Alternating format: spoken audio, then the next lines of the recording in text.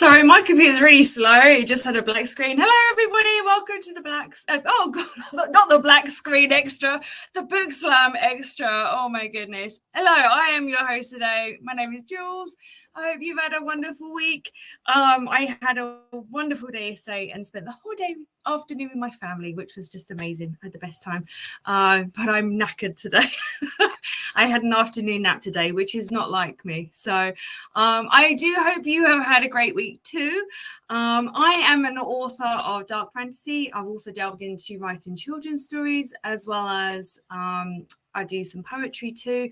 I do have a website, which I'll put up on the screen at some point in a minute. And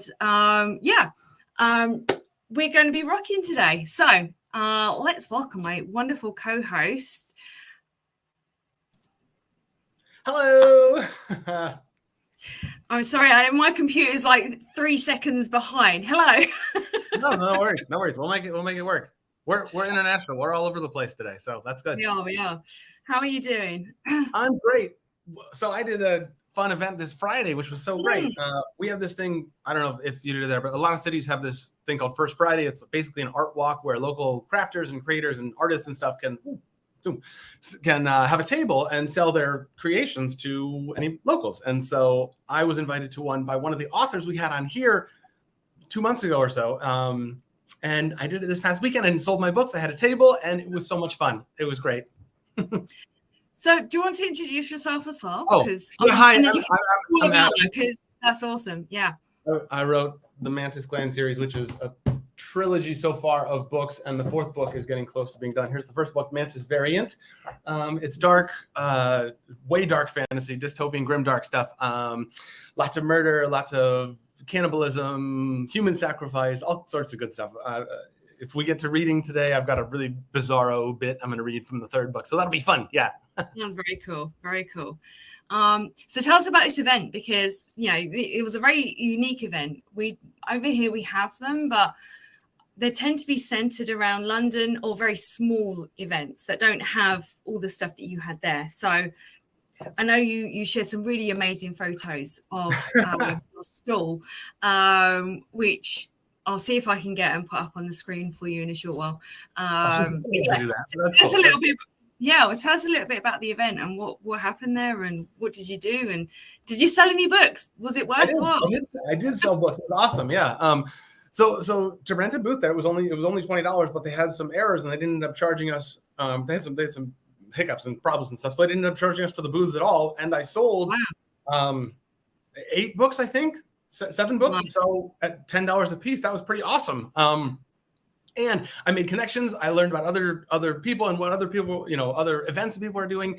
And I saw a ton of cool people. I was not here last week, if you didn't remember. I wasn't here. I was doing another event at a major the convention center. It was huge. It was a big event, and it was kind of expensive. So it didn't have as many people, and it wasn't as diverse a group as a free event on the street was. And Friday night was so awesome. I had all sorts of queer and trans people coming to my booth, and I got to talk to them about my drag queens in my books and everything. And it was so much fun. And I sold copies to queer people who, as soon as they realized that all the LGBTQ representation in my stories, they were like, "Oh my gosh, yay!" So it was awesome. And it was more like what I was hoping last weekend was going to be. It was really That's awesome. And what's really cool is having conversations with my family yesterday. They'd actually been watching the show. They love you. What? Oh, stop it. You're hitting folk in London now. Oh, that's lovely. I'm not in London, but they are. And they absolutely loved you. They think you're wonderful. So, keep rocking. We have got in the wings someone as well who's very dear to us. Let me just see if I can. She's there. Hang on a second. Hi, Melanie. Hello. I miss you guys. I haven't seen you in a while. It's great to see you. I know. And Adam, just listening to you talking about your adventure for the last week, it's just awesome. It makes me want to get out there and do something. Hello, guys. Those who don't know me, I'm Melanie, the Voice Johnson, and I do all kind of stuff. And so it's rare that I get a chance to come on here and hang out with my friends, but I'm just so glad they haven't forgotten about me. No, we haven't. We You're adore you. included What are in you the intro talking and about? Of course, I'm the loud one. I'm the country one. I'm from a little small town in Mississippi. So, yeah, I've been doing some stuff. I'm also a photographer. So the weekend is like the busy weekend. I don't get home till like 9 o'clock, and school started back for us. So I'm a school teacher. So Oh, I'm doing a whole lot Already? of things. oh, that's painful. That Wow. hurts We've me. been in school like 2 weeks. Oh my God, that hurts me. Our kids don't go back until the beginning of September. Enjoy. Enjoy. We can't go back in August. We just, oh my God. So I started back July 17th, so it's like, ugh. Everybody else, this is their first week, but we're going into our third week. So, yeah. We had one winter in Massachusetts where we had so much snow, so many snow days. We were still in school until July 1st. That was our last day of school. Yeah. That's for Wow. contrast. How about that? That's crazy. Don't want to do that. Imagine getting out July 1st and then starting back July 17th. Oh, that would be cruel. Cruel. That Everyone would be jokes cruel. about the schools over here closing at the time and everything shutting down at the tiniest speck of snow. But our schools make our kids go into school, like, regardless of what the weather is, unless it's like 10 feet high, which never happens. So it's like our kids don't get a break, you know. I live in the country, so we don't get a whole lot of weather activity other than like tornadoes and hurricanes and stuff. But if there's a little bit of snow on the ground, you best believe we probably closing because most people don't know how to drive on that kind of terrain. So, yeah. I suppose you kind of get used to it, don't you? Yeah. So we're talking today a lot about world building, and I think it'd be quite nice to sort of incorporate you as part of that discussion as well, because you have a very different sort of style of writing, don't you, to everybody else? Yeah, because my books are about me, as you see me. And guess what, guys? I got something to tell you. Tell us. I started ghostwriting. And guess what my first project is? Fiction. What I don't do fiction. I'm having a blast. It is fun. I've never done ghostwriting. What's To it like? allow, I'm sorry. I've never done ghostwriting. What's it like?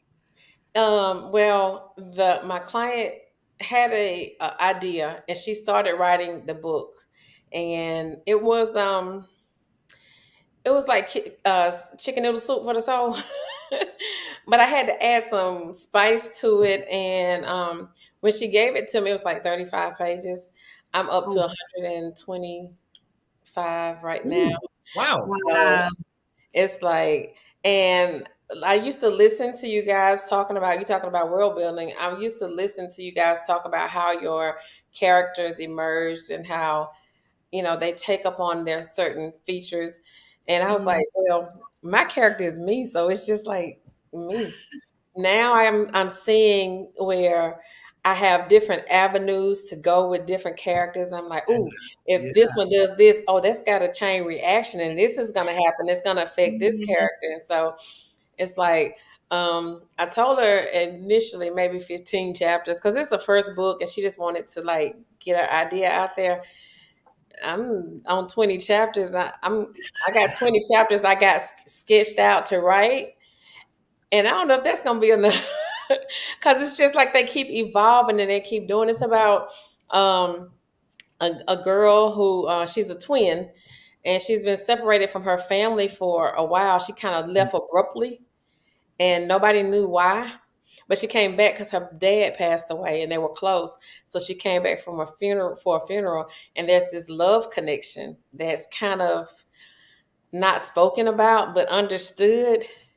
And but it's some issues with that love connection because there was a tragedy that occurred before she moved away that's kind of going to have a detrimental effect on this connection. So, and in the same time, her and her sister has kind of changed roles. Her sister was the guy magnet in school, and she was the quiet, shy one that nobody looked at. And now the sister has become that person, and she don't know how to deal with it. It's funny. Wow. So how much of this is collaboration? How much did the other person write, and are they still writing with you, or how's this working? No, she wrote the initial part about, the sister going away and the funeral and the hint of a connection.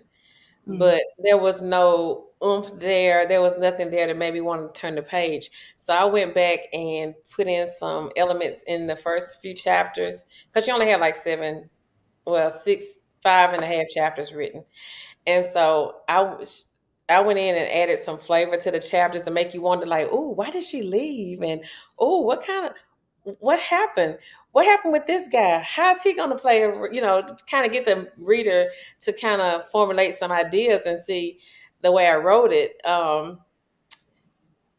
It could go 2 or 3 different ways, 2 or 3 different directions. So the reader gets to decide, okay, what do you think is going to happen?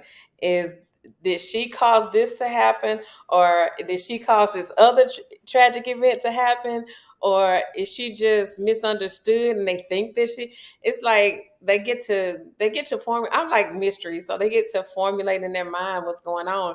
And as I keep writing, more and more of it is revealed. And, the actual writer has we converse and we talk, and I tell her about the ideas, and she's like, okay, yeah, that sounds good, sounds good. And she'll ask me, well, is it any way that we can put like this element in there? I was like, okay, that may have to be in book 2 because book 1 is chock full of stuff. So I'm excited about it. It's exciting because I told you before, I always wanted to do fiction. Didn't think I could because I didn't know how to make these characters live in my head. But now they're living in my head, and I'm like, okay, I don't know what she's gonna do, because it's like she has a mind of her own. So I'm just excited to see what's gonna happen toward the end. But it's like I'm juggling that, and I'm juggling teaching, and I'm juggling my poetry, and it's exciting, and photography. So it's all exciting. I love that you found fiction through this interesting avenue. Somebody else was writing and connected with you, and then they passed on the torch, and you're working together. I love this. This is so interesting. And it is amazing because you get to kind of live out someone else's fantasy. I get to be 5 different people at one time. I know it sounds a little bipolar though, but I get to be 5 people at one time.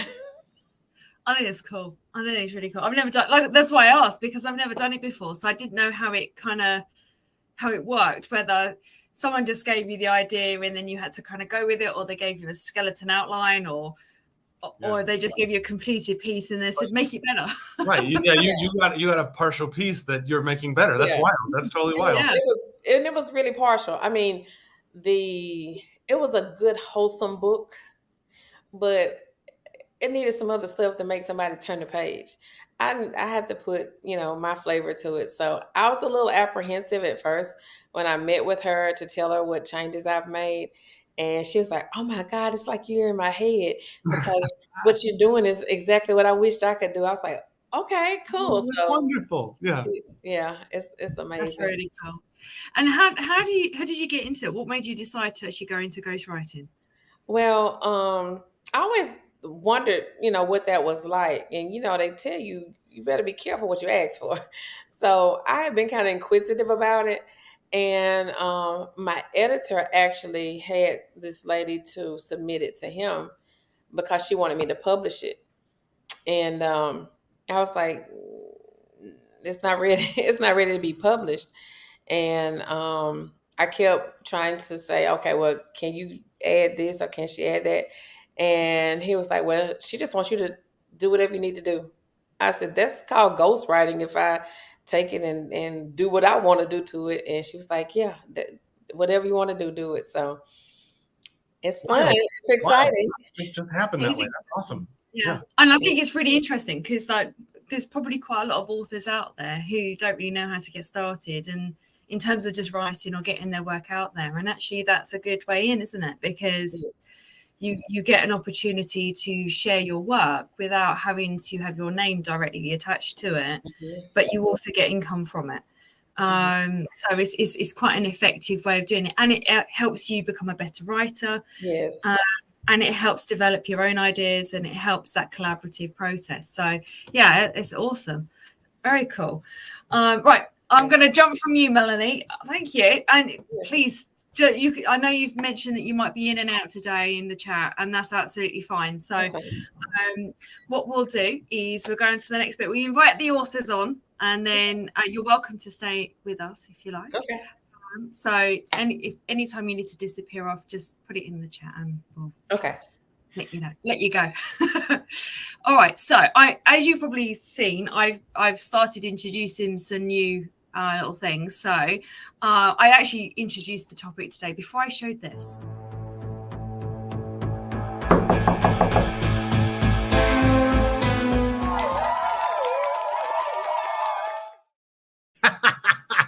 That was hilarious. That's awesome. Oh, you've muted yourself, Jules. You muted yourself. Oh, she's back. You're back. Okay, you're back. Yeah, I mentioned it before I actually did that. So yeah, I've started, as you've seen, I've started making some more changes and some slow improvements. So anyway, this bit now actually introduces the next bit, which will be the guest authors, and I've got another similar one to that. But what I thought would be quite nice is to have a very brief conversation about world building as an actual topic, and how we incorporate that. Because I know, Melanie, your one is different because yours are autobiographies. However, you still have to create a world within what you're writing. You have to still make it so that when the reader reads it, they're kind of seeing what's in your head, what's going on. And so in a way, you're still recreating the world, aren't you? Yes. So tell us a little bit how you go about doing that so that makes it visible for the reader.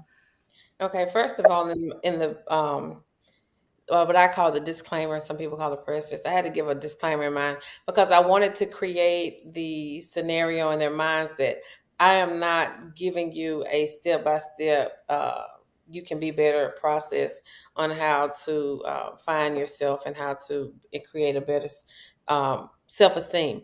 What I wanted them to do was to read my book and understand these are the steps that I had to use because of what I was going through, and they helped me. And do not be afraid to step out and find your own your own avenues, because it's going to be hard, but you have to choose your heart.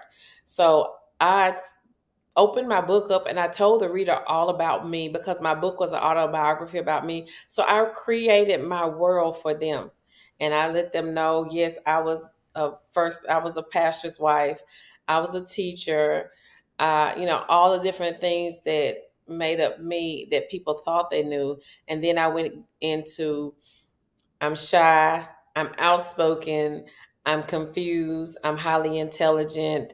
I created this world so they would see what I was juggling with and what put me in that state of mind, because it's hard to be everything that you know that yourself to be, and then at the same time be what everybody else expects you to be. And when those two worlds don't mix automatically, then it creates a chaotic experience that can be like a science experiment blowing up. And I wanted to create that for them. So I did that in that first chapter and just, okay, let me tell you about me. And once they read the first chapter, it gave them a clue of, okay, this book is going to be a little controversial because most first ladies don't talk about this. Most pastors' wives don't talk about the type of things that I'm talking about in my story about domestic abuse. So I had to put that out there and started at the beginning and set that world up. And so once, I don't know, I'm in the country, so if y'all see something flying by, we got little fly friends. But I wanted them to see me for who I was and what I was going through. And that's how I created my world for them.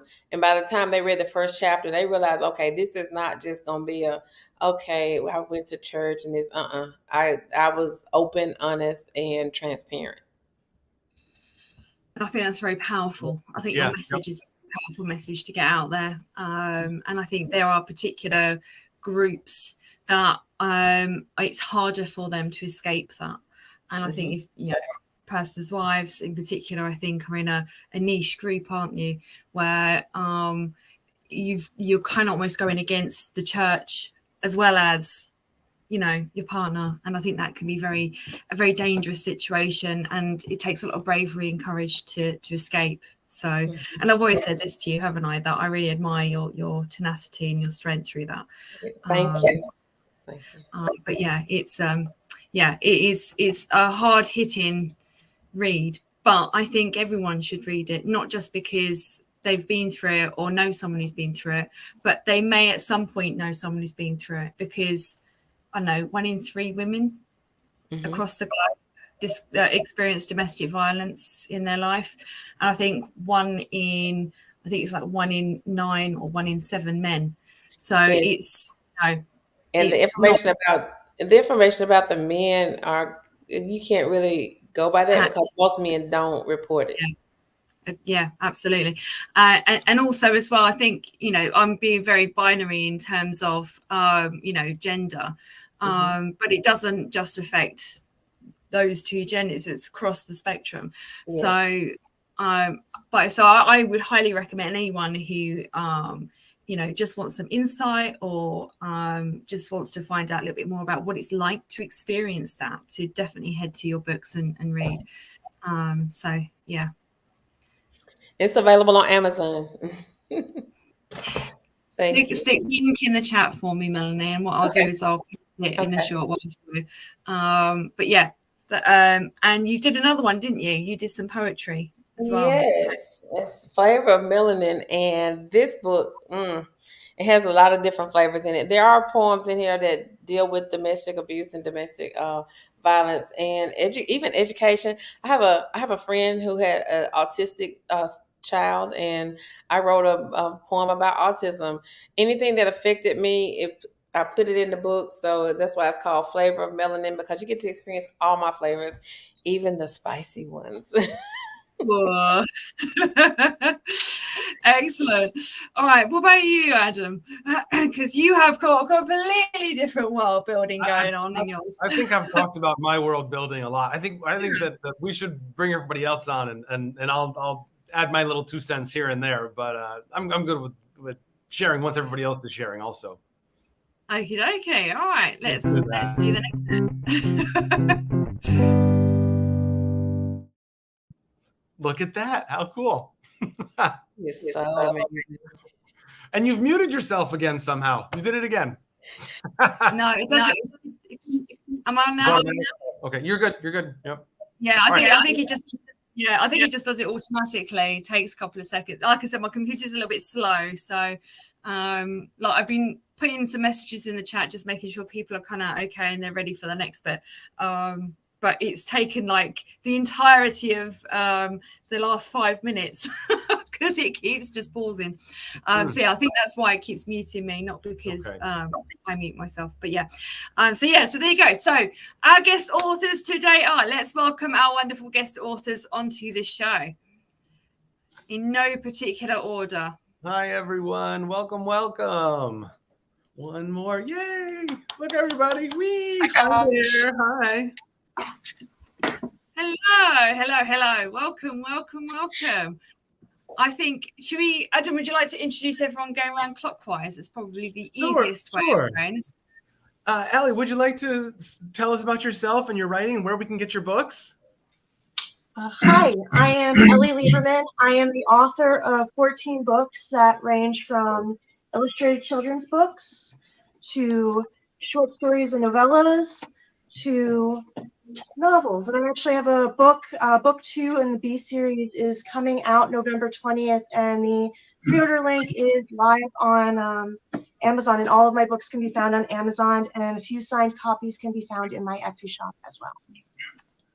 Oh, excellent. And do you write across a variety of genres, or is it one specific genre?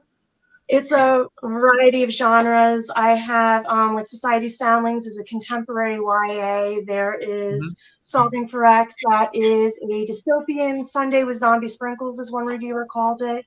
You have creepy stories like The Memory Tree. B, and that series has been called by reviewers as a historical fantasy series. And then also with the children's books, those are variety. This is an early reader, and there's a just general variety. Amazing. Thanks for being here, and thanks for telling us about all those incredible sounding books. Wow, what a variety. Thank you for having me. Very excited to be here. You're welcome. Thank you. Fozzie, would you like to tell us about yourself and the book that you've written in the Sure. My name is Jason Fozzie Nelson. I go by Fozzie. I am currently in Florida, in Tampa, Florida. I have a myriad of books as well. I have one that is a horror novel called Always by My Side. I have another one, which is a suspense novel called Always by My Side. I have an LGBT romance novel called Always by My Side. I have a monster story called Always by My Side. So I'm fairly prolific and diverse as well. It's available on Amazon if you want to pick it up. That was really good. That was terribly amusing. Thank you. Alyssa, is it Elisa or Alyssa? I'm sorry. Alyssa, why don't you go ahead and same thing. Tell us about yourself and your book. Well, saluted. I write YA fantasy novels. I have this first one, which is called The Towers of Nine, which has a sequel over here. And I have a couple of novellas. And they're also YA fantasy. Not lots of magic and teenagers being teenagers, basically, is what I write. Excellent. Much romance connection between the characters, or is it just interaction like More friendships than romance. Yeah, cool. Excellent. Well, we're glad to have you back. Thanks so much for being here again. And Peter, excited to be here. Yay! And Peter, welcome for the first time. Please tell us about you and your writing. Where we can. Yeah. Well, this is my debut. A trilogy. It's called where's my camera here? Trizo Kaidodol. This is the first book. It's with the subtitle Eve's Apple, and they don't look that large because I chose this relatively small print, but it's like 350 pages, almost 100,000 words. Paper is expensive these days, right? So save that. Then there's the second book with the subtitle Gift from Another World, and I think that gives you some idea what we're talking about here. And finally, the last book, the book 3 of the trilogy, with the subtitle Homecoming Queen. And it's a bit it's not a pure genre. I would describe it perhaps as a gender twisting superwoman fantasy romance. Oh, yay! With some sci-fi Always a good time. Some sci-fi aspects and some reinterpretations of Old Testament imagery. Ooh, interesting. In it, yes. Because I believe that our patriarchic world is very much inspired by our religious history as Christians. Maybe we can talk about that later, but that certainly, comes a little bit to the fore in this book. And I have to say that my experience is a little bit the reverse of the one of Melanie, of your ghostwriting experience, because this is the first time I write fiction, and I never thought I would write a romance ever. I don't read romance. I have never read romance, and I don't read romance today. I read science fiction, spy thrillers, political thrillers, and biographies. But this is different because I hit on this by accident. It was a graphic arts website that where also people sometimes post some writings, very often just short stories or snippets. And there is some femdom stuff there, femdoms literature. And most of it is just very tropey. I mean, you read one, you know all of them. But there was one that wasn't like that, that kind of stuck out like a sore thumb, because first of all, it was written better already from the outset. And it had a real story behind it. I mean, most femdom stories can't be novels. There's just not enough material there. But there was some real substance there, some world building, which I guess is the topic of this today. There was actually some world building there, and it was quite credible in some respects, and unique. I have not seen anything like this before. I checked on Amazon whether there's any book out there like this. But the problem was, it was still very one-dimensional, very much tied to the femdom genre, but it had some other themes. There were some connecting points where you could drive the story in a different way, into a different direction, and I thought that would be interesting to do. And the other thing was, the author just stopped. It's an anonymous author. I don't know his name. He just stopped in the middle, and that happened years ago, and nothing came since then. And it was very unsatisfying, because I felt the story was in a good way. I think it could go somewhere. But later I learned, when I actually got in contact with the author, that the story threatened to go in a way that he did not want it to go. but I did. And so I asked him whether he would just permit me to just rework the whole thing on that basis and continue it. And he gave me that permission. But he didn't want to get involved. I mean, he didn't want to co-edit or anything like that. So it's the opposite of ghostwriting in a way. I am the author, but yeah, he kind of adopted it. He kind of ghost right at the beginning for me, and I started building from there and finished it. Wow! Built another 2 volumes on it as I got familiar with the characters, and it is a romance, but not in the cheesy way, or in the it has spicy elements in it, yes. But there is a lot more to it, Maybe we can talk about this later. But that's basically what the story is about. Interesting. Awesome. Well, welcome, Peter. Thank you so much for being here with us, and everybody. Thank you, everybody, for being with us today. Welcome to all of you. So, open question, then. This is to all of you, and feel free to sort of jump in and share your thoughts and ideas. What kind of things do you do to create your world? Do you have it so that you map it out? Do you end up having an idea in your head of how you want it written? Do you go with descriptions first? Do you sort of see something you think, oh, I might nick that and write it in my piece? Or do you have a different way of doing it? So, how do you start doing the world building? And the reason why I'm asking that is because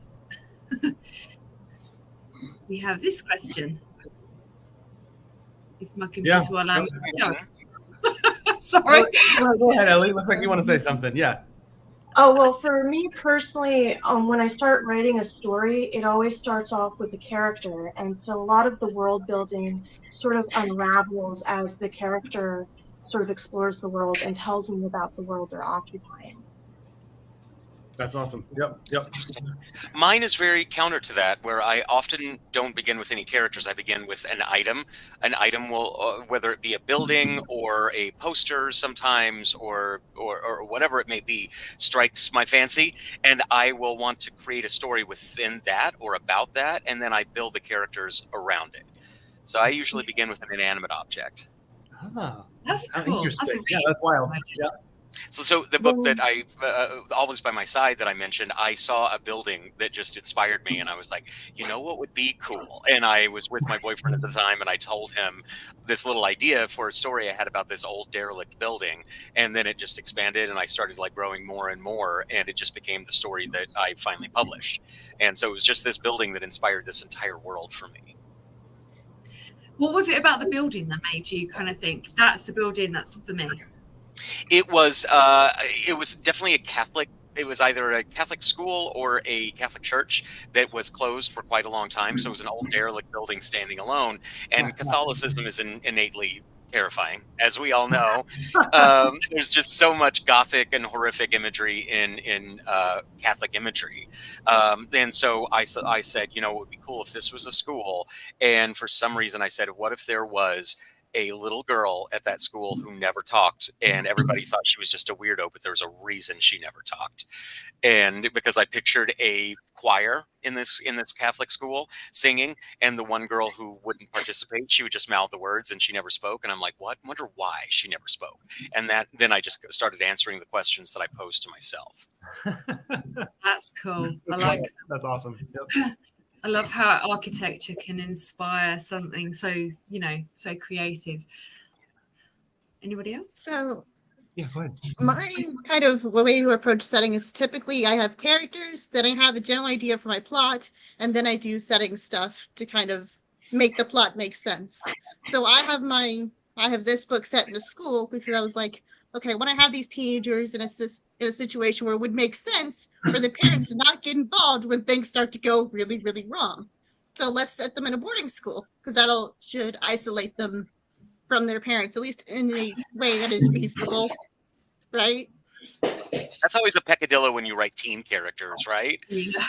Like that's why mine is an orphan. That question of just like, where are your parents? Yeah, exactly. So I decided to answer that question with they're 3,000 miles away in a different country. So Yep. it makes sense when they're not involved when our main character gets into trouble and in danger. Yep, those little twists you got to deal with, like cell phones in a lot of modern. Why didn't you just look it up on your cell phone? Like I feel like that's another thing. Yeah. She's on an island where there is no cell phones, so Okay. I don't have to worry about it. That solves it. Yeah. One of the benefits of writing a historical fantasy is you don't have that issue with the community. Oh yeah. You have your summoning rocks, though, right? This takes place in 28, and because she's in like magical culture, they don't really have technology. Like they don't even know what a movie is most of the time. So that just kind of works. But those questions actually I find really help to sort of unravel the plot too. Like when you see a plot hole happening and you're like, okay, well, why would you not just send this message to your parent, right? Or you have the cell phone, so why not? And then it sort of unravels an answer through the characters, at least for me, to be like, well, there's this thing that's blocking it, right? Or there's a reason why it won't work, or you don't have that relationship. I had another big like plot issue that I had to solve with some magic-y stuff. Because it was like, wait, if you guys were always wanted to send her to magical school, why did you do it now when she's 15 and not like way sooner? So I was like, well, maybe it's because she can't cast. So that seems reasonable. Sure. And that has caused its own plot threads. It's fun to be God, isn't it? Do whatever you want. Control over the world you're creating. Yeah, for some reason, it feels like the story just does its own thing and I'm barely involved. It's just like, we're doing this now. Yep. It takes control. It does. Oh, well, you were going to do this plot point at this point? No, I'm going to do it now. I'm just like, okay, well, now I have to make this work. We've talked previously about how we've kind of created our worlds. And Adam and I talked about how many people we've killed off in our worlds.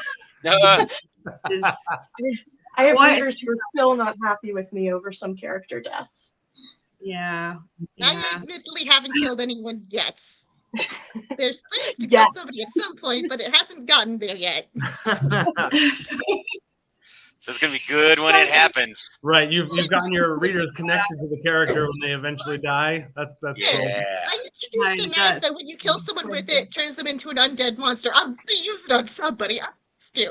There's rules. You've got to get your undead monster, right? You've got your Chekhov's curse or whatever, or potion or whatever does that. Yep. You know, I killed so many people in this book and Always by My Side that I got to a point where I had to go and like Google new ways for people to die. Puncture lung. That's good. Let's puncture their lung. There's research histories. And there was one character that's like, fuck you, I'm just going to decapitate you. I'm done. My search history's got lots of questionable things in it. Like, how deep does a sword stabbing injury have to be to actually kill someone, and how does infection kill someone? How can you introduce infection via sword injury and stuff like that?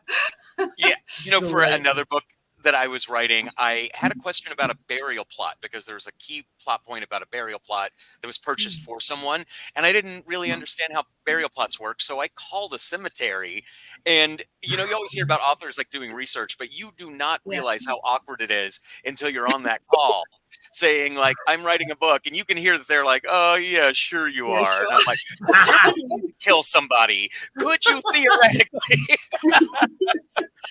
Yeah, they're like, I have pliers. I have pliers in my. So I had to Google how to build a pyre for a burial type thing, but not obviously it was a cremation. And how long does it last for? And what happens to the body after the pyres burn? Like, where does it go? It still have some bits left. Yeah, it's very interesting. Sorry. I think this is one of the benefits of social media as an author, though, is that you can sort of put out a question to your like Twitter or Facebook followers, and you can get some professionals who can kind of answer for you, and it's really nice to have that type of connection now. And imagine it's a lot easier now than it would have been in the past. Mm-hmm. Yeah. That is Jules runs a Discord group. She started a Discord group that is all authors and people that have been on the show and beta readers and stuff. And I'll send all of you the links if I haven't already. And but that's totally the point, to have these connections with a very specific audience. You're talking about the personal Instagram or Twitter following, but the Discord group is really, really connected, and it's gotten super active in the past month. So I'll make sure everybody's got the link for that. Yeah, and everyone on there is just there to support everybody else. There's no toxicity. It's really sweet. Yeah. Just such a lovely group. So come join us.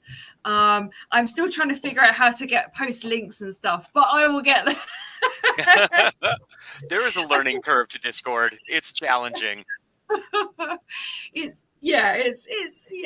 I'm getting there. I'm learning slowly. So in terms of your world building, how did you guys decide what kind of world you actually wanted to have? Because I write dark fantasy, so I've got a very specific idea of exactly how I want my world to look and the features of the world, and part of that includes the characters within it, as well as the animals and the mythological creatures, and the sort of like space magic type stuff that goes on. But I know that it's different according to different genres, and how did you come up with that? Open question to anyone. Well, for me, it's my story has really two world building aspects. One is we're talking here about a contemporary couple that comes into another world. And this other world, however, is not completely disconnected from our world, because it starts out 1,000 years earlier by a small group of people from England who, by a quirk of physics, end up in another world. And they are kind of foundational for an alternate civilization that takes 1,000 years to develop. And 1,000 years later, a couple of our modern times enters that world. Now, they have a common history. Obviously, those two worlds are not too different. And so we're not talking about high fantasy world or anything like that. These are worlds that are somewhat familiar to us in either way. What is different is the gender relations. They are dramatically different. And so the world building really happens through the interaction between the couple from our world and that other world, and their customs, the way how they deal with each other, in particular the way how the genders relate to each other, what kind of society it produces. And the genders relate very differently in this other world, and that has something to do with the foundational civilization that comes into this. That's the prologue describes this foundational event where a bunch of medieval people from England come into this world, and they encounter a tree, and this tree bears a fruit, and the fruit is not compatible with men, but the women love it. For them, it's fantastic. It tastes good, and it does something to them. It makes them more lively. They get stronger. They get smarter, and they are also more sensual. So initially, this band from the medieval ages feels like they've been led into a new paradise. But the effects that this apple, this fruit, that's why it's called Eve's apple, this fruit has on the women upsets gradually and erodes the patriarchal order that is brought by these people from the medieval ages. And so besides that, over long terms, it is also toxic for the women. Some of them die. And so the men decide to forbid the consumption of the fruit in order to restore order. But the women don't play along. And in the meantime, they manage to produce an extract from the fruit that is even more powerful than the fruit itself, and also doesn't have the side effects. In other words, one doesn't die from it anymore. And that puts the end to the patriarchy. That's over. Did you just spoil your book? We love spoilers. No, we love spoilers. Well, I don't care about, seriously, I don't care about the spoilers, because this book doesn't live from twists. That's not what it lives from. No, I think it's. I don't mind about this at all. So, so imagine suddenly the women are like 7 to 8 feet tall, and they weigh anywhere from 300 to 450 pounds, and it's all muscle, supernatural muscle, actually. So patriarchy is kind of ridiculous at that point, and indeed, it's over at that moment. And and then a civilization develops on that basis. And so 1,000 years later, my two MCs, a couple in their mid-30s, comfortably settled, but a very unequal couple, comes into this world, and with their own understanding of how, genders are supposed to relate to each other. And in this world, it's completely different. And so my world building happens through the eyes of those MCs. The things they see, the opinions they have about it, and the way how this world acts on them, because they will not have the luxury to maintain their opinions and their views about their own relationship. That will no longer be viable. And it will not be viable because the biblical theme of Eve's apple, namely Eve violating the Lord's order and taste the forbidden fruit,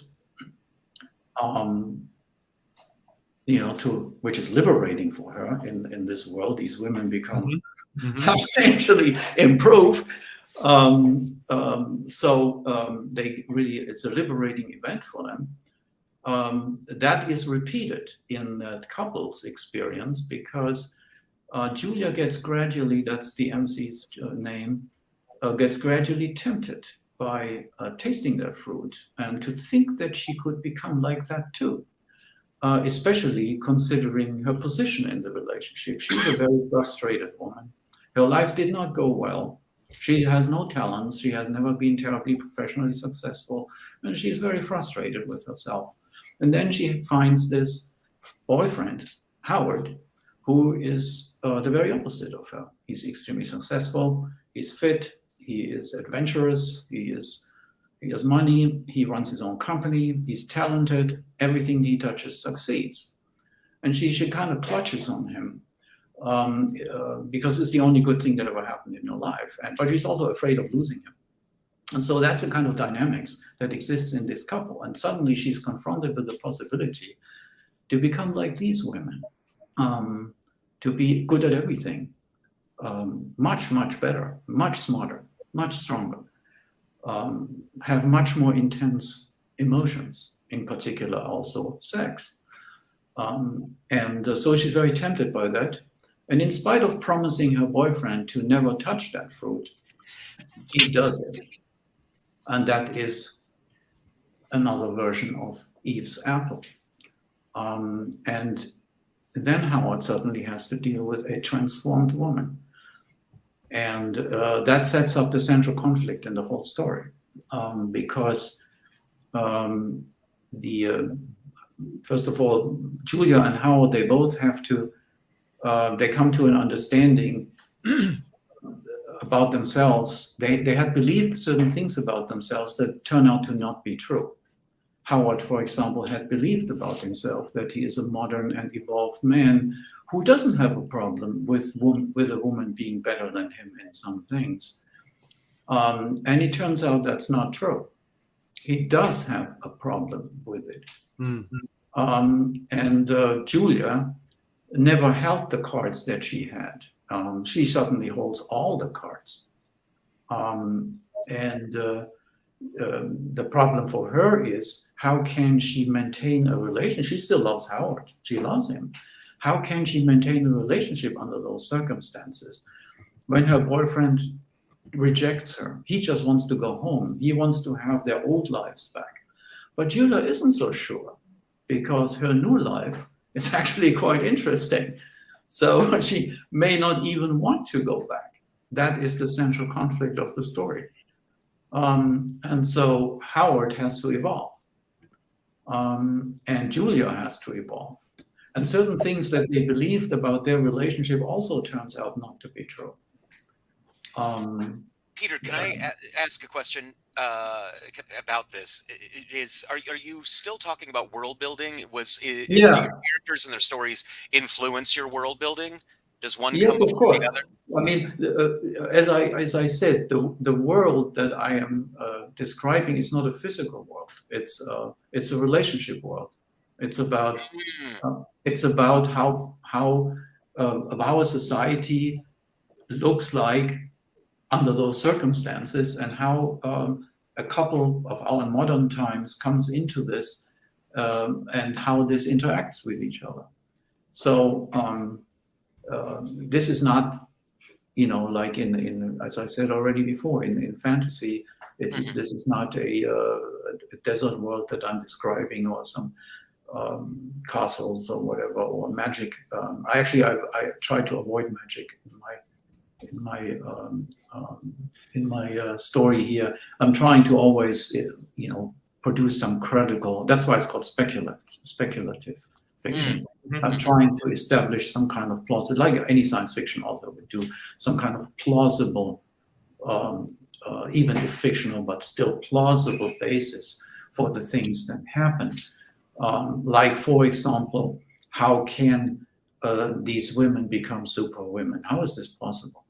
Not by magic, but it turns out that this fruit is actually not just a fruit, but it is an alien life form that is based on. Oh, that's like Jules's book. Yeah, let's expand on all that, because that's pretty interesting. And we lost her. Jules has exactly that same type of thing, that she's got an alien life form that somehow you don't know it is until it's later connected. Isn't that right, Jules? Something like that? Yes. Oh yeah, so I've created it so that there was a meteorite, very large meteorite, and multiple other smaller meteorites that crash landed on the planet a long time ago, made up of this particular rock, which is actually a creature that is microscopic, that is a symbiotic life form. Exactly. And its DNA is entwined with a DNA that complements it. Then what it does is it actually enables it feeds off of the hormones and chemical balances of that individual, and it feeds it. It literally keeps it alive and keeps it going, sustains it. But in return, what it does is it enables the other creature, aka either human or an Akarian, to actually exhibit specific types of powers, like space. But the trouble is if it incorporates a humanoid or Akarian who has the incorrect balance of hormones or chemicals, which are basically neurotransmitters, which cause the way that we think and the way that we feel about things. So if someone's particularly evil, they have a different layer of different chemicals going on. And what happens is it ends up slowly killing them. And the way that comes out is it makes them steadily more and more powerful in the process of them dying. But that can take a long time. So that's how I've incorporated it myself. In this instance, we're talking about a different biology. We're talking about a carbon-based biology, which has different mechanical properties. Like, for example, graphene is an element, is a substance that's 130 times stronger than steel. So if you imagine a biology built on that, you have a biology that's much more robust than our biology. It's substantially more robust.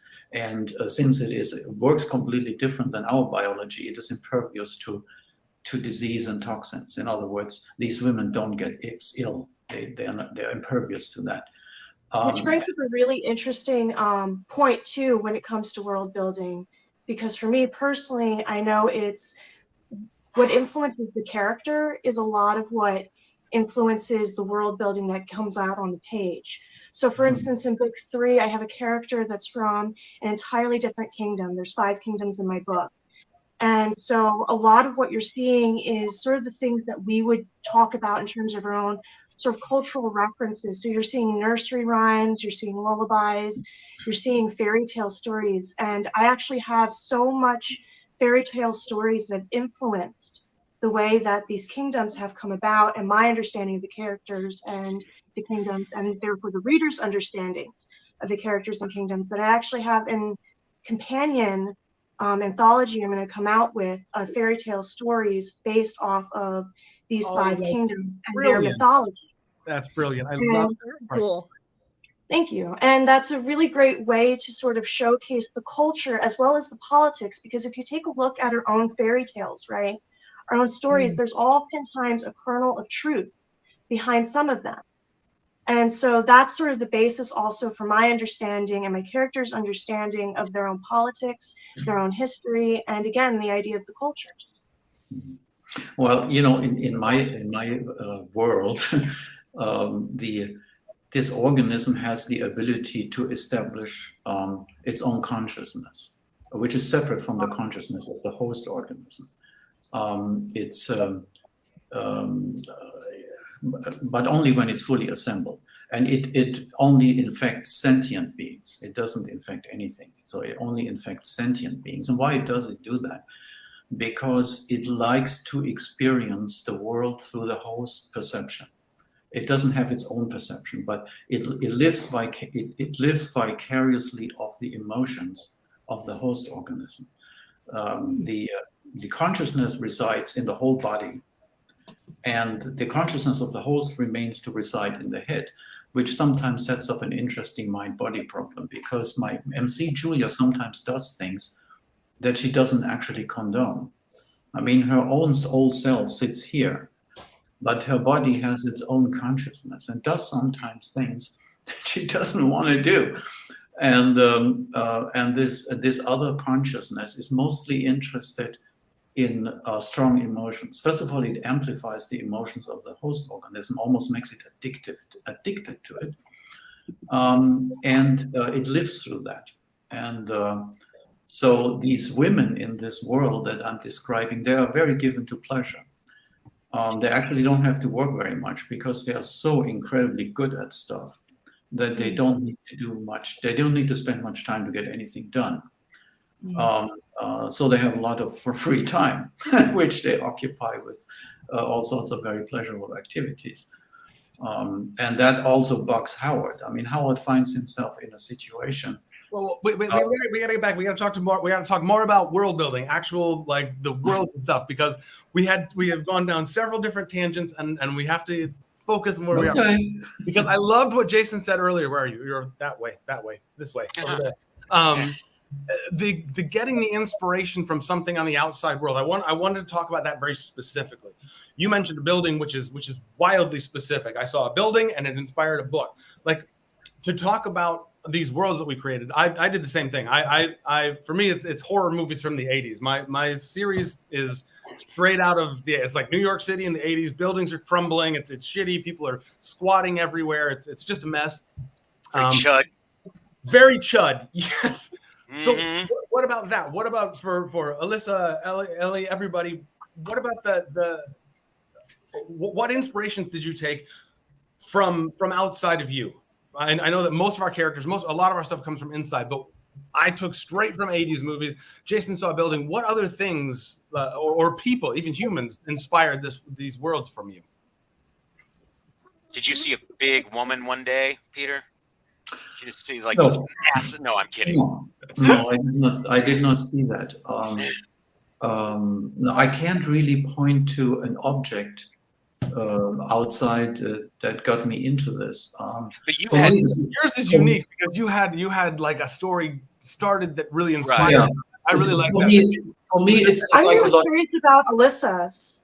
Like this whole idea of a magic school and the idea, like you're saying, of a physical thing that might have inspired it. Like that's fascinating to me. Mm-hmm. So when I was crafting Dragon Tower, and you can kind of see this in the picture, it's a little bit blurry. Sorry for my resolution. You can see that there's trying to figure out where to point. That there's a dragon glass window behind this character. Oh yeah. So Dragon Tower is like the main dorm room for my main cast. So that's a really important location. So I spent a lot of time crafting it, and it was inspired mostly by haunted houses and like that kind of spooky, eerie, not quite horror, not quite thriller kind of vibe. Uh-huh. So you have like this giant statue outside that they never see move, but they hear it move. And every time they see it, it's in one spot. It looks still, but they hear it move. And every time they wake, and every morning they wake up, it's in a different place. And sometimes its eyes glow, and they like hear voices because it like talks to them. And you have like weird voices and weird sounds coming from the walls, and there's some kind of force that projects images and illusions of the past events that happen within the tower to them that they see and it can kind of interact with. And sometimes the walls will do weird things like bleed and stuff. So that's always fun. Alyssa, do you have an explanation for it, or is it just like right now it's still being revealed and you haven't quite told the readers yet? Oh, you do. You do yes, already. There is an explanation for it. Cool. I was just curious. There is an in-depth explanation.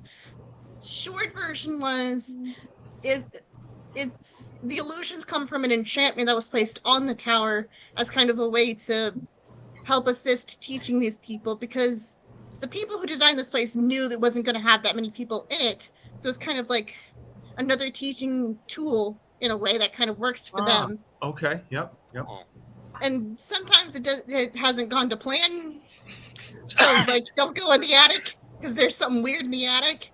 And something with the main character specifically is interacting with one of these illusions in a way that is not as intended by the designer.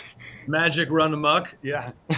So speaking more broadly, though, I like that you said that it was just based on a feeling, right? Nothing specific. You're just like kind of going with this like haunted house, this general feeling that you get from a place or a space or a movie or a book, right? You just want to capture that feeling. Yeah. Yeah.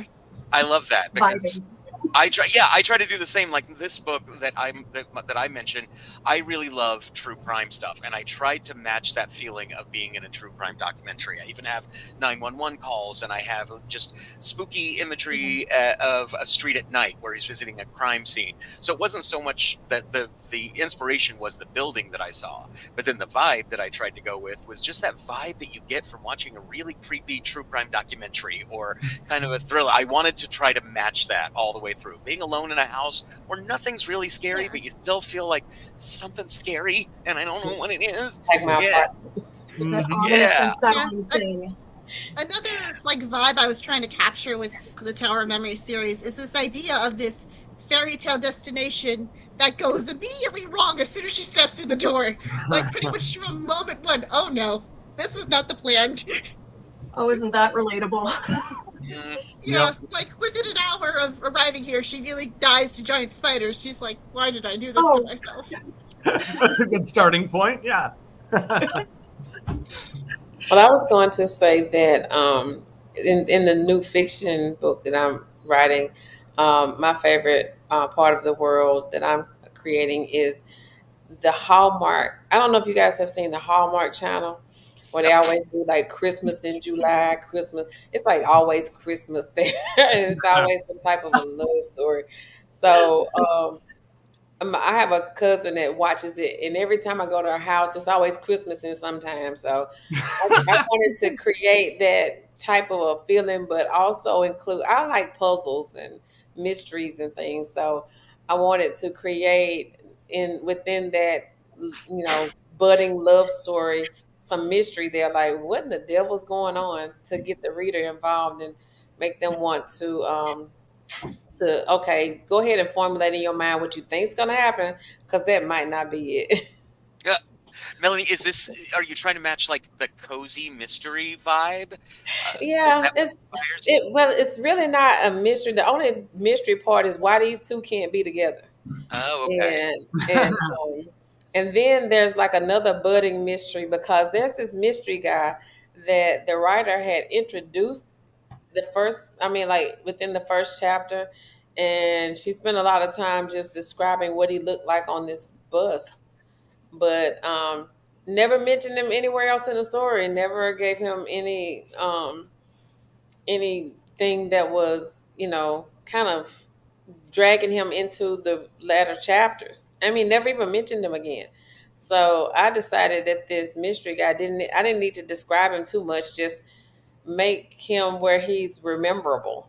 And in a latter chapter, he's going to pop back up, and he's going to be one of the main characters that they've been talking about, but nobody's heard from him in a while. And so I think that's my favorite part about world building is also the fact that, like, you are sort of thrown into this own world, right? Whether it's a new world of your own creation, or even the world as it is. And it's sort of this idea of, well, why is this so important? Like, if my character notices something, or for instance, in my B novel, I knew that the main character Ari had a dagger, and this is a very important dagger to her. So the question kept coming up for me, why is this dagger so important? And it just sort of unravels, and it adds to this world, this idea of, she's very poor. She comes from the poorest reaches of the kingdom. So how did she get this dagger? Is that part of the reason why it's important? And it just sort of unravels from there. I think it's really... Sorry, go on. I'm sorry, Jules. Well, quickly, I went and saw the Meg 2 yesterday because I loved the first one. And this does fit, but in the Meg 2, I was really disappointed with it because they didn't follow their own rules that they'd established in the first movie. And I think when you're writing, it's very important to follow your own rules. You have to stick within the parameters you create, or it means nothing. Yeah. If you have a character that can't cast death spell for years and years, and then suddenly they can, you're like, well, why are we here? Why are we doing any of this if you can just do whatever you want? And so that's something that I've had to work with. Well, it's the hardest part about working with magic. Yeah. Well, and this is also the benefit of starting off with something like fan fiction, because you have to work within the parameters of somebody else's world. And I imagine this is the same thing with ghostwriting. And so the idea that you're working in the parameters of somebody else's world. So by the time you start working on your own stuff, you're kind of figuring out how to work in the parameters of your own rules, and also when to change your rules. And how to handle it in a way that makes sense for the story. Sure, rules were made to be broken, but it needs to be thematic and it needs to be resonant. Right. If you just make it whenever you want to. Yep. Yeah. Well, it needs to be believable. I wrote myself into some corners with the rules. True. Yes. I mean, if you are making these quantum jumps, and introduce suddenly foreign elements, then you confuse people, and it's not believable. It's like it immediately takes you out. And actually, one of the things, be a really, really good explanation for it. You better have that. There better be an aha, like your reader's going, "Whoa, where did that come from?" And you can't, right? Because you don't want to do if you have the little crumbs, then it's something that your reader goes, wait, what? And then they can flip back and go, oh, it was there the entire time. They're leading you to it. Yeah. I mean, one of the challenges in my book was my MC naturally changes. The character changes because she becomes substantially more powerful. She cannot remain the same person, but you can't suddenly make her a different person. Yeah. It is a process. Yeah. And so it's important that from the book 1 to book 3 to book 2 to book 3, she evolves and gradually introduces a new personality structure that comes with the fact that she is now dominant. And Howard also has to experience such an evolution, and you can't suddenly be another person. In fact, even at the end of my book, Howard cannot be another person. He has learned a few things, he has made a few compromises, but he cannot be another person because his personality structure is fundamentally settled. If I change that too much, it is not believable. Not believable, right? Yep. No, the main character in my first book, it starts out with her suddenly becoming empowered. It's very similarly to how you're talking about. Right. Her body size doesn't change, but she suddenly gains powers that she was not expecting, didn't understand, didn't want, and is set out in the escapes to be out in the world on her own, and has to come to terms with what she's become. Yeah, but I also wanted to make her stay exactly who she'd always been, that I established before. Well, that's very difficult for my MC because she has two consciousnesses in her. I mean, her own. Oh, right. Yeah, that's a challenging, right? And she's got a new consciousness in her that has its own agenda and communicates only with her through dreams. Please describe it, Peter. I'm kind of getting some Venom vibes from Marvel. Yeah, I'm getting possession vibes. Yeah. I don't know how familiar you are with those, but that's where my brain went.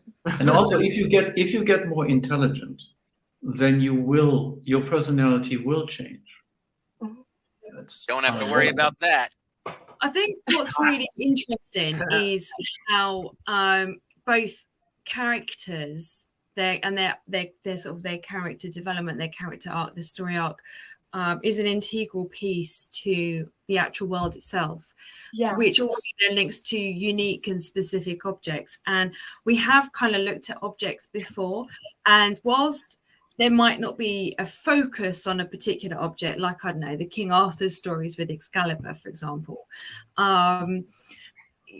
objects still play a really important part of the world, as well as physics. So it's not just about creating a scene that looks in a particular way. It's who the people are that are in that scene, how the physics of that scene function in the universe that's been created. Are they physics that we recognize, and if they're not, can they be explained in a way that justifies their usage, in a way that enables the reader to access that and be able to see it, and how our characters then also form it. So, for example, if you place the Star Wars characters in I don't know, 50 Shades of Grey, it kind of would look really weird. That's a matchup I want to see. That's a fiction right there. It's going to be a homework. That's just Leia in Jabba's lair, though. That would be a very strange kink. But yeah, so you have to have characters that match the story and the vision that's going on. So the readers kind of access that. So the readers aren't reading it and going, what? And although having those moments are really cool, having it continuously throughout can be quite jarring. Anyway, shall we move on to doing some reading? Would you? Oh, sorry, Ellie, do you have one more thing to say? I just wanted to bring up the idea also that talking about a different type of consciousness in somebody else's body and stuff like that. You also have like an interesting dichotomy that can happen within characters because of the world building. So in An Impossible Dream, coming out November 20th, it is the main character is a servant in a castle, and so she has to act a certain way. But oftentimes there's this dichotomy between what she's actually thinking and how she's acting or what she's saying. And it's a very important part of the world building too, to understand the sort of social expectation and roles given to a person. And the idea that who you are inside might not necessarily match who you are outside because of that. Absolutely. And I think that also lends itself to not necessarily religion that we have in our today's society, but the religion that happens to be in the book, the culture, the belief systems that are in place, a whole range of different things. So yeah, I think all of it kind of lends itself into world building, and it's such a massive topic.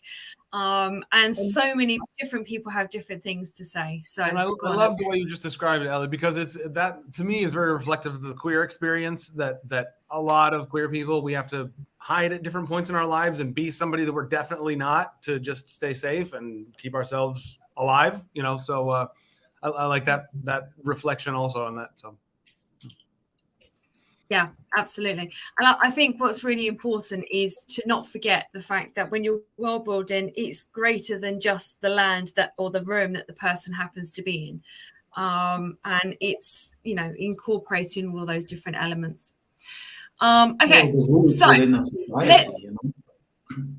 The rules within a society can be the world. I mean, this is the world physically may look very similar, but the rules for how a society works and how people interact can be completely different. And that's a more an invisible change in a world, which is really what I'm interested in. I was really more interested in the psychology of the whole story, as opposed to an alternative. A physical world. Yep. The character interactions and how they change and grow and develop and are forced into situations. Yeah. Let's do some readings. Let's get some people reading. How does that sound? Yes. I love your new videos. Kabam! I'm just like nerve-wracking part of these.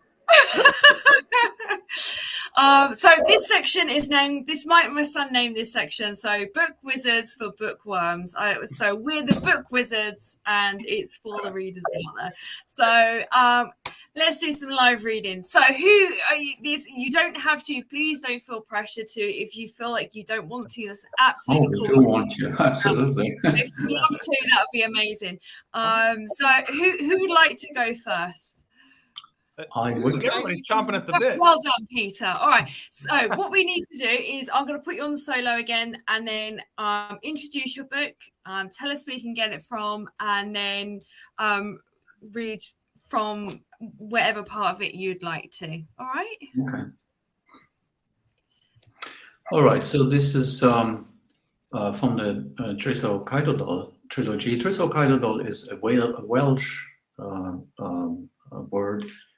And it means either Heaven's Gate or cavernous doors, depending on how you look at the story. And it is in that regard a portal story on the entry to another world. And I was a little bit undecided what I should read today. I had actually 3 candidates, 3 sections. That I had kind of prepared, but after what I've heard here today, I believe, since it is about world building, I want to have that in my reading, and I also want to have clearly the element of relationship in this reading. And just to give you a setting so that you understand what we are jumping into. So Julia has become an extremely powerful woman, and Howard has a huge problem with that. Their relationship is quite disturbed at this point. Julia knows how to get home, but she doesn't tell him. And so there is a huge conflict here. Julia doesn't really want to go home. She says she will go home at some point with him and give up all her powers, but in an inner side, she really doesn't want to. Julia had become very frustrated with Howard's recalcitrance and his inability to accept the new realities. And in this her frustration at one point boiled over, and she humiliated Howard in a terrible way, whereon Howard escapes from her. He runs away. And now Julia is searching for him. She regrets what she has done, and she wants to find him, and searches a swamp area for him, where she believes he might be. And in this swamp area, she meets a stranger who got stuck with his truck in a mud hole. And she helps him to get the truck out of the mud hole and offers to carry the truck home for him. Now, just that you understand what's involved here, that truck weighs 4 tons. So let's just get into that. And she begins to talk to that stranger. Julia tried to control her angry emotions, deliberately relaxing her grip on the truck handle to prevent further damage. I know I shouldn't have done it, she concluded. They walked in silence for a moment. I love him, she continued. And if he's miserable here, then I will be miserable too. I see. My initial impression was mistaken. This is more than a matter of disobedience and punishment. This is about your happiness as a couple.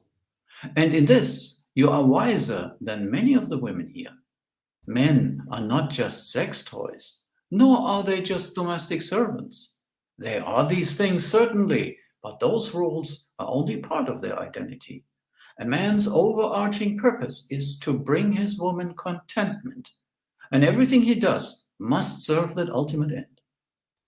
Salon's words made Julia uneasy, but she did not interrupt. However, Salon continued, men cannot bring contentment to you if they do not have it themselves. The choice to stay should have been his. I know that now. I knew it then too, but somehow my thoughts were not so clear at the time. Julia shifted her truck to another handle, exposing the deep indentations her fingers had gouged into the first one. I'm surprised that Howard made you so angry, Salon said. Men usually have a calming influence on the nourished. Their presence reminds women of the pleasures of a man's touch. A man's touch. Just hearing the words flooded her body with a mollifying warmth. She snapped off a tree branch with a free hand and gripped its reassuring thickness between her fingers. Benjamin had been almost that thick down there, a girth that Julia had not believed to be enjoyable for her until that night. Her insides tinkled happily at the memory. No, his girth had been more than enjoyable, it had been sublime. In her imagination, she milked his solid shaft in her hand until she was rewarded with a delightful wetness between her fingers. Julia, Salon asked, is Howard's presence not soothing for you? She fought the idle musings back. It is, more than with anyone else, but with Howard, it's difficult. He finds muscles like mine on a woman to be ugly, and their power intimidates him too. So he isn't available as much as I need him, and not in the way as he used to. It is not just your physical attributes at such a monumental scale that are intimidating for him. You are vastly superior to him in every respect. Your emotions are deeper. Your desires are more intense. The satisfaction from fulfilling them is more profound. Your energy and lust for life cannot be matched by him. You have greater vitality and sophistication of tastes he will never understand. Your intellect avails you of unimaginable options he can never have. With your power, you always have the choice to enforce his compliance with your wishes easily. No man has ever been known to be able to defy the wishes of a nourished woman. Those who have tried ended up broken in body and spirit, and then complied anyway. But it is not the appropriate choice for you, as a couple that shares its suffering, which women of this world are not wont to do. When I said it should have been his choice to stay, that does not mean that you don't have other means at your disposal to influence his decision favorably. Therein too, the power of the nourished is vast. What other means are there? I tell him all the time how much I love him, and it doesn't matter to me whether he's as strong as I am, but he doesn't listen. It doesn't matter to you, but it matters to him. Let him partake in your power. Show him how your power can be his pleasure too, that your strength is his strength too. How does one do that? We can't share a body. I can show you the path, but you have to walk it yourself. You are the one with all the power. Make use of it for the benefit of you as a couple. How about love? I would like to show him in every way possible what he means to me. But Howard has refused to touch me, and I can't let him partake in the pleasures of intimacy if I force him into it. He would always resent me for it. As it is, his presence reminds me of what I cannot have, rather than what I can. I remain celibate for him until that night. A nourished woman, celibate, for multiple days? I had never thought that to be possible, Selin chuckled incredulously. It was torture. My discipline finally broke down that night, and I found myself in the shower with one of the men from the party. Only one man? After multiple days of none? He's lucky to be alive. Selin shook his head. It's so embarrassing, Selin. Well, yeah. My boyfriend was waiting for me just outside the house, and here I was inside the house screwing another guy. And do you know what's even more embarrassing? The tryst in the shower wasn't nearly enough. Against your capacity for pleasure, a single man is nothing. Perhaps he wasn't, I don't know. It was like going all day without food and then eating a few pieces of popcorn. It only made me hungrier for what I didn't have. And as maddening as Howard is, the boy is every bit as adorable too. The fact that he has refused to touch me only made the torture so much worse. I tried to put it out of my mind and went to meet Howard at the location we had arranged, but my thoughts were a blur. I don't know how I wound up wrapping him into a steel bar. It just sort of happened. No, it didn't just happen. You did not respect your body's wishes and therefore overlooked their power. So desperate was your female gait to host a man's desire that you lost perspective and control. So distracted were you by your need that his protestations were nothing more than a nuisance to you. Wrapping steel around him came easier to you than continuing a conversation with him. So you did it. Is that right? Even the memory of that moment agonized her. Julia opened her hand to find it had inadvertently squeezed so much moisture out of the branch that only a pile of dry wood shreds was left, more resembling straw than the insides of a tree. Moderation of unintended force was still a serious issue she needed to get a handle on. Yes, she slowly nodded. By the time I was twisting the bar around Howard, my body was on fire. You are new to nourishment and did not listen to what your body was telling you. And your overwhelming need was not a good foundation for engaging Howard in the sharing of pleasures. You have been too impatient. You need to give yourself and him more time. If you share his suffering and you wish to share the pleasures, then you also must share your power. Find other subtle ways to convince him of the advantages of enjoying your favor, which evidently is unconditional, and of the joys of partaking in your power. And he will heed your preferences out of his own volition. Howard is out there somewhere, and you will find him. But the path back to him begins with understanding yourself, the demands your nature places on you, and the many powers that you have beside the obvious, and how to control them. Then you must help him understand who and what you truly are. And eventually, in time, he will join you again as part of the couple you both wish to be.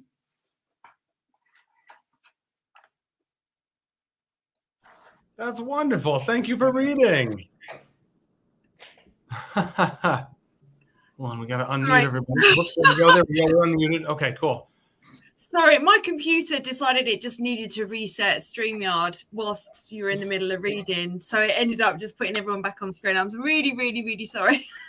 That was amazing, though. All the bits that I heard was really interesting. Thank you so much for sharing that. The connection of trying to figure out how to make people connect who have become very disconnected. I think that's an intense struggle to convey. Yeah. Yep. Yeah, this is the central conflict of the story. You know, how is romance possible under those circumstances? You know, what kind of adjustments are necessary, and can they be made? And there is lots of tribulations and adventures. In some part, this book could be headlined under woman's adventure. In other parts, it's a bit steamy and slow. And there's some sci-fi in it too, and some social commentary about politics and stuff. But there's lots of tribulations and adventures that the couple has to go through in order to figure this out. And but in the end, it's actually figured out for them, because do not forget the alien entity. Interesting. In the midst of reading and going person to person, but I do have a quick question if we can take a side path. How much, Peter, I'm seeing this in your work, and I don't know if it's true, but I see it in everybody's work, and maybe I'm just inferring, but how much of fictional writing is based on wish fulfillment? Because even mine, the book that I'm going to read from, Always by My Side, I have always wanted to be a detective since I was a little kid. Like, I had spy glasses and I loved Encyclopedia Brown, and that was just a fantasy of mine to be a detective. So I wrote a story where essentially I am a detective. It was very much wish fulfillment with some horrific elements. But do you consider your work in some way wish fulfillment? Anyone? There are some aspects of it. First of all, it was an experiment. Because it does, if you identify with your characters, you experience something that I am not familiar with. It's interesting to explore it. Namely, if you are, a male who is, somewhat of a leadership type, which I think I consider myself that. It is an interesting experiment to warm yourself into an existence where you are suddenly, quote, the submissive. One Sure. who is completely out of his water, completely out of his depth.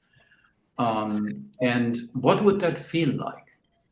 And I've been trying to write this book in a way that you can be led into that. If you are that kind of person, you are being led into that to experience how would it be, and can it actually be exciting? And the answer is yes. Actually. So if you have those tendencies or curiosity, it's the Howard's discovery that he's being the dominant person. Always thought that's the enjoyable way of being. That he actually finds out that being the one who is the submissive is actually enjoyable. Sure. Melanie, can I jump to you real quick? I'm very, very curious, and I want to make sure we get this in. With nonfiction writing, your biography work, is there wish fulfillment there? Is it somehow taking control of the narrative? Is that the wish fulfillment, if any? Yeah. When I wrote my book, it actually was me journaling to myself, and I took my journal entries and wrote it into a book. And part of it did it entail some wish fulfillment, because I didn't wish to be in that situation I was in, and I used those ideas of what I wanted my life to be like, and I incorporated it into the things that I did to help me become that person. So it's kind of like wish fulfillment in ultra mode, because I became the character that I was creating instead of wishing I was the character I was creating. I used that to actually help me to become who I am now. Because if you knew me, if you knew me 8 years ago, this would not be the person that you saw. Were you not fabulous 8 years ago? I was not. I can't even imagine it. I don't want to live in that world. It is. I actually revealed this to one of my students because we had some children sharing about self-esteem and loving yourself. And he made a comment about suicide. And he was like, I don't understand why somebody would do that. That's stupid. And I was like, don't say that. You don't know what it's like to be in that person's shoes. And he was just going on because he just couldn't understand it. And I stopped in mid-sentence. I said, you're looking at somebody that tried it twice. And it was like, not you, not this person that stands up in front of us every day. I was like, yeah, I tried it twice. And it was through the last encounter that I realized, God has me here for a purpose. So I had to become that I wanted to be. And that's what you see now, the manifestation of those wishes that I was journaling about. That's who I wanted to become. And I didn't know it was going to get to this level. But yeah, hey. Well, we love the person you've become. And the evolution and the growth. Yeah, no, it's awesome. Yep. And it's going to continue. Yeah, you're here. Thank you. Absolutely. Anybody else with wish fulfillment want to weigh in before we move on? Yeah, maybe Call my stuff wish fulfillment, but I would definitely say that there are elements of my life that have absolutely influenced Seraphina's story. But I I mean, want her life. yours is fairly obvious childhood wish fulfillment, like, but I mean, from the outside perspective, having not read it, but I mean, like getting to go Yeah. to a school, no Well, when parents, the who have magic, right. magic, and Mhm. yeah, Like- that seems very much like childhood wish I fulfillment. mean, there is It's a like, general no, there is a general Right. wishful thinking in all fiction because Yeah, because we would love to experience outrageous adventure. sure. Much fiction is escapist, and Most is, right? right, much fiction is escapist, and you would simply experience the impossible adventure. Mhm. Ellie. Yeah. You For know. me, it's I really wouldn't call my books escapist fiction after everything I do to my characters. But if anything, I'd say the wish fulfillment there would probably be in the strength behind the characters. You're looking at really resilient characters. I mean, the very concept of the characters of Henry, for instance, who's in MC&B, is sort of, this idea that no matter what is thrown at him, he doesn't lose the parts that make him him. Right? Like, Love that. yes, they influence him and everything, but you still remain intrinsically you. And that you can still keep that wide-eyed wonder of the world type of deal. Or like in Impossible Dream, you have these characters who, despite everything they've been through, still manage to band together and have that sense of community. And I think that's the source of wish fulfillment too. Yeah. Yeah, that's certainly also the part with my MC. I mean, my wishful thinking is that my MC was not getting corrupted, in spite of the tremendous power that she holds, that she maintains. She's fundamentally a good person. That's kind And of I what kind of, Melanie was saying, like yeah, I writing kind of yourself wanted as her using to. yourself. I kind of wanted her the to warrior remain, woman. you Yeah. know. And so that was wishful thinking. My wishful thinking is that people are incorruptible. That is my wishful. I hope that people are incorruptible. I know that's not true very often, Right. but I do want to see people being incorruptible. Do not read the U.S. newspapers. Yeah, don't read my book. My books are all about everybody is corrupt. That's what all my books are about. Yep. And to me, I wanted to leave out any homophobia. I took all that and I was like, I'm gonna make a queer normative world where no queer people have to overcome anything that was related to their queerness. They'll have to deal with murder, they'll have to deal with other shit that is chaos and not nonsense, but they are not going to have to overcome something for who they are as individuals. That was something I put in my world. No matter how twisted and messed up my world is, that's not something they're dealing with. That's beautiful. Well, the other thing too I've heard about your world in particular is that aspect of found family. And I think that sense of community too is just so incredible. And also goes into the whole idea of wish fulfillment. I mean, we all want to find a place that we can belong, even if it's not in the entire outside of the world, but the little niche world we build for ourselves. Yep. Almost all my characters are unrelated that have found each other separately through tragic events that come together and make them this unit. Mm-hmm.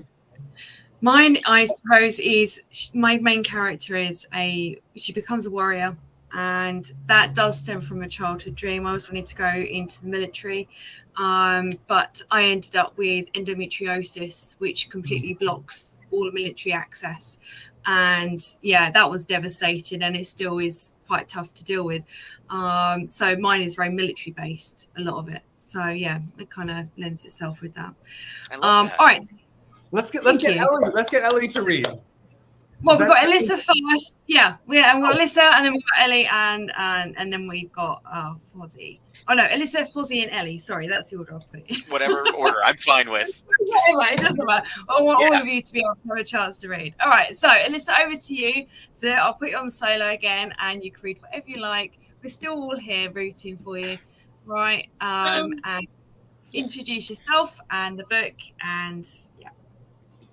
So the section I'm going to read is from my first book, The Towers of Nine. And what it sort of catches up to where this is in the story is Seraphina has just passed her entrance exam to go into the school. She has not stepped into the school yet, and she's basically just sitting with her mom talking about it because before it was all like hypothetical, like, oh, it'd be so cool if I could get into this school. Now she's done it. And now it's just kind of hitting her like, oh, right, there's some things that are about to happen. So, yeah. So this is episode 2, To Be Chosen. Mom was leaning forward and staring at me with narrowed eyes. What? I asked. It's official now. Have you thought about which tower you want? I shrugged. Of course I had thought about it, but that didn't mean I had my heart set on any of them. She gave me a flat, unimpressed look. Which one do you think would suit me? She let out a slow exhale and tilted her head to the side, letting it rest on her hand. You'd be a terrible banshee. You're not serious enough. Ah, yes, because she was the image of seriousness. You do okay in Basilisk. You'd be bored, though, she continued thoughtfully. The salamanders would drive you crazy. I shuddered at the thought of being surrounded by competitive hotheads. As much as the idea of you being a sylphid like me is charming, you'd have a hard time making friends there. I wondered if the horror of the idea of being surrounded by tiny versions of my mother showed on my face. I think it did because Mom started laughing. What about Kraken Tower? She let out a last huff of laughter. You'd do okay until you had a bad day and opened your mouth. Krakens are judgy anyway. And I don't think I'm social enough for Pixie or Pegasus. She shook her head slowly. Definitely not. She started frowning. I don't think Kelpie would work either. They'd give you a very hard time if any of them learned that your father is human. Well, this was troublesome, meaning I'm a bad fit for all the towers. Mom switched from worry to an attempt at reassuring. Well, being chosen by a tower can sometimes produce shocking results. We might both just be missing something. Were you shocked when Sylphie chose you? Yes, actually. For years I was convinced I was going to be a Pegasus. I got blue streamers for my broom and everything.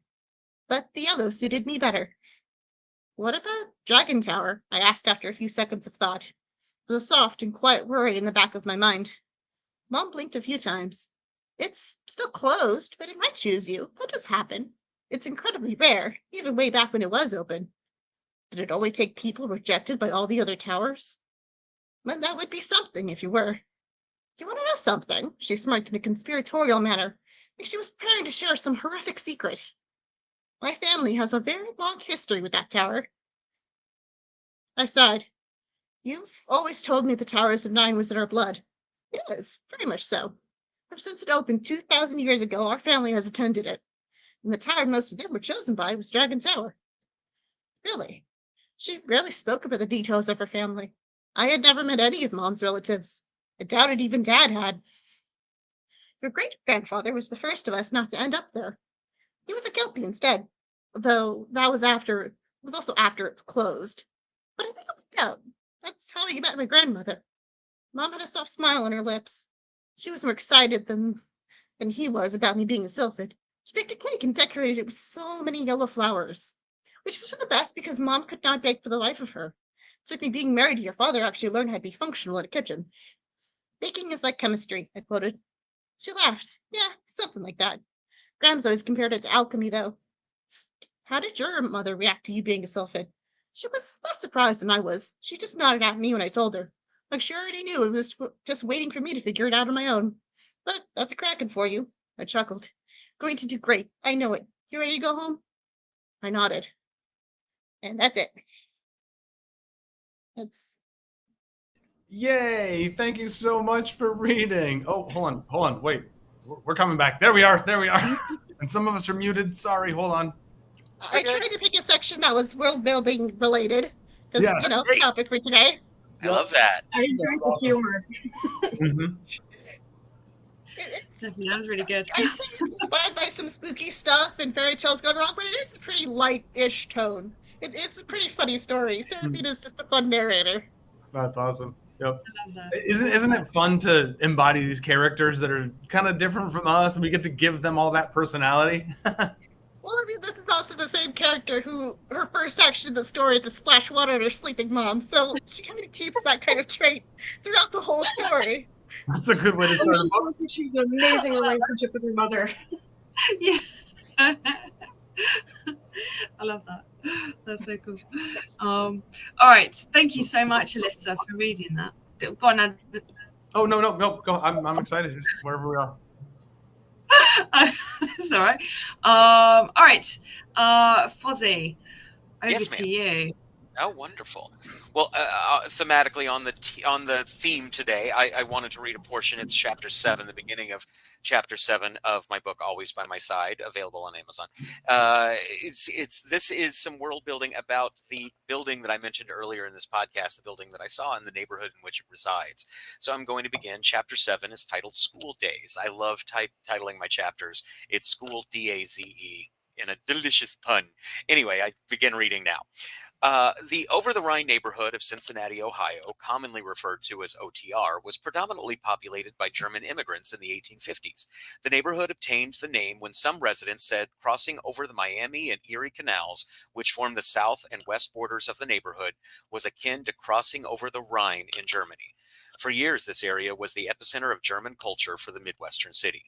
When anti-German sentiment began to creep in during World War I, the area lost much of its German heritage. Street names were changed to sound more American, and German languages were banned from being taught in public schools. This took a toll on the once close-knit immigrant community.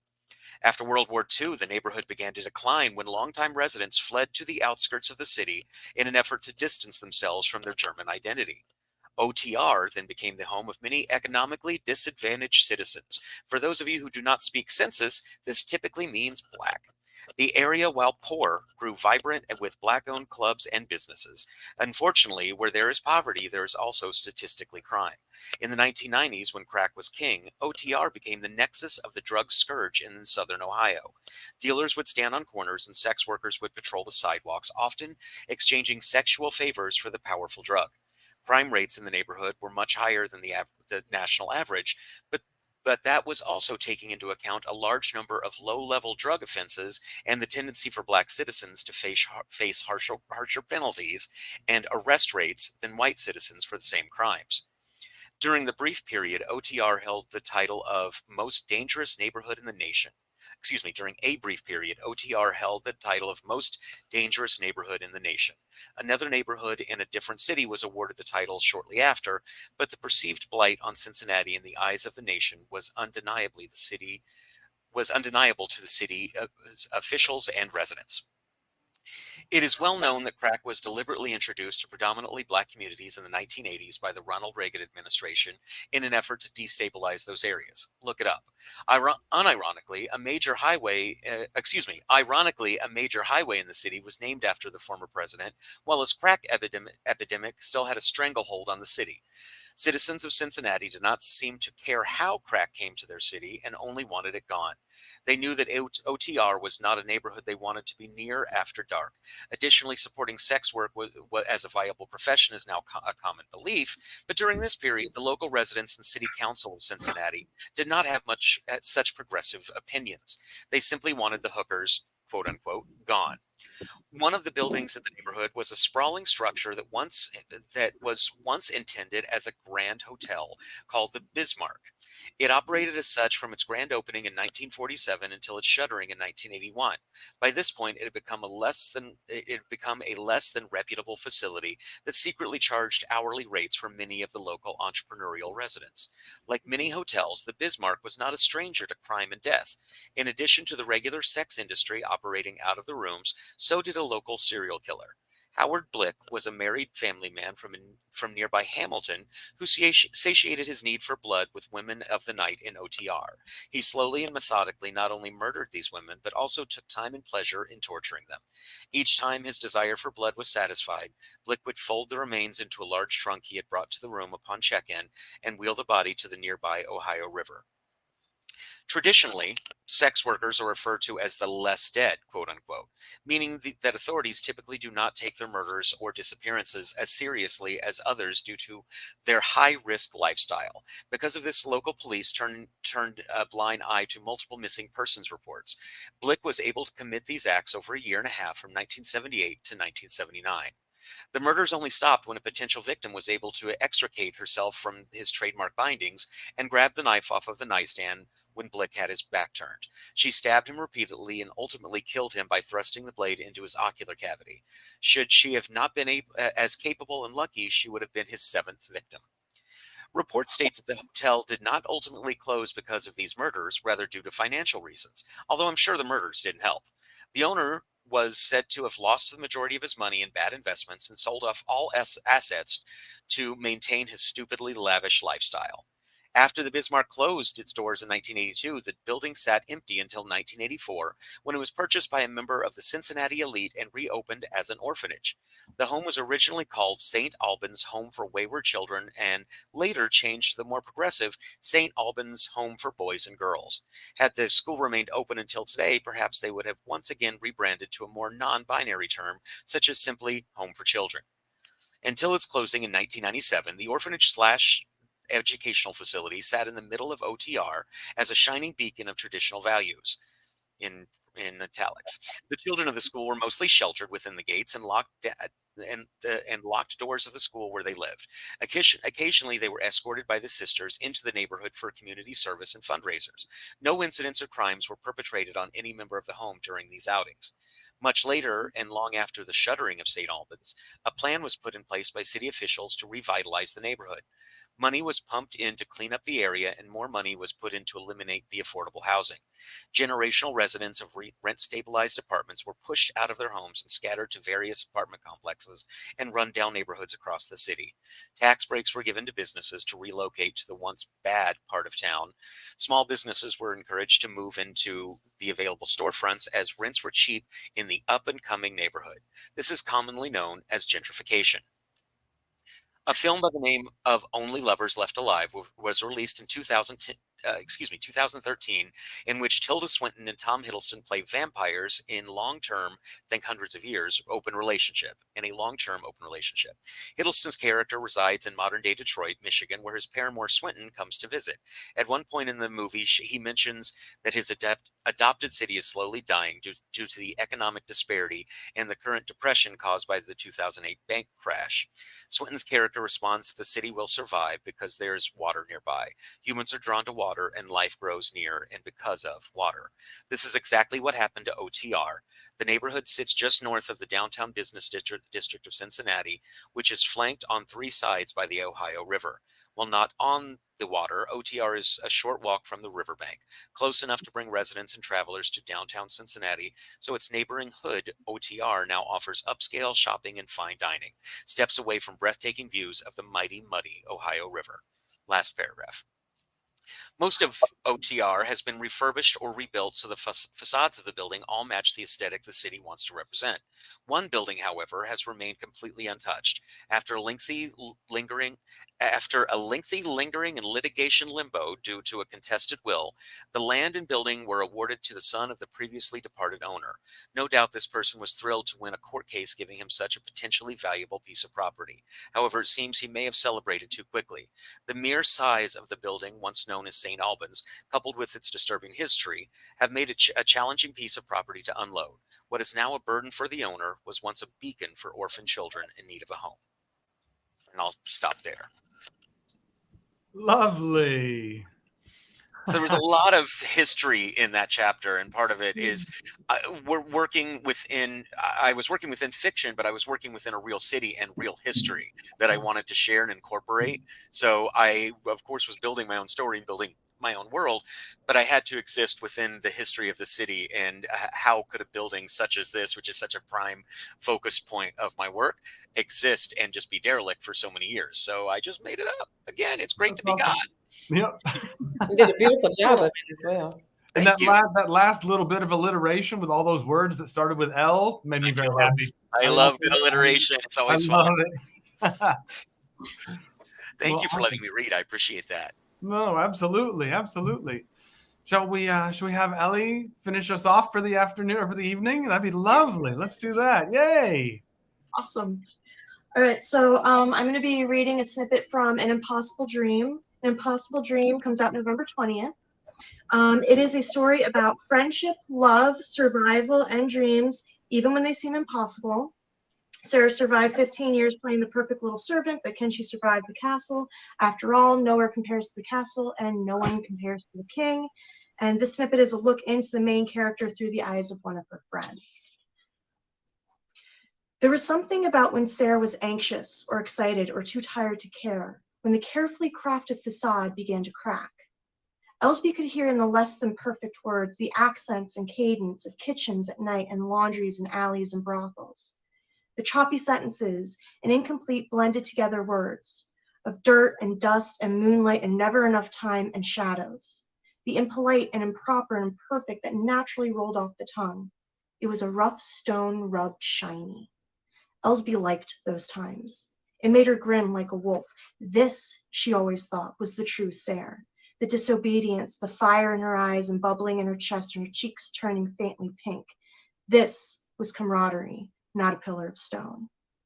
Graceland didn't have it. She couldn't. Graceland wasn't from broken windows and derelict buildings and days of hunger and nights of ice and pockets of dust. She had her own story, different. Same with Maybelle. But Sarah, even with all her secrets and mystery, Elsby could see it clear as day. Sarah wouldn't allow herself to give in to it if she could help it. Elsby suspected she worked hard to avoid it. She had to.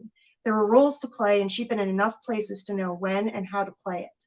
Survival was like that.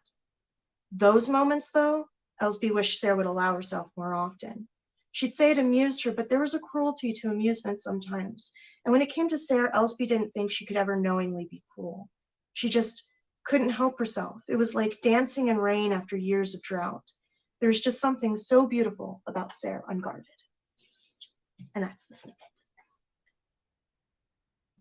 Yay, thank you. Did you print out a page from your book, or is that a work in progress that you're working on? Oh, I printed out a page from the book. The book itself is coming out November 20th, and pre-order links are on Amazon as well.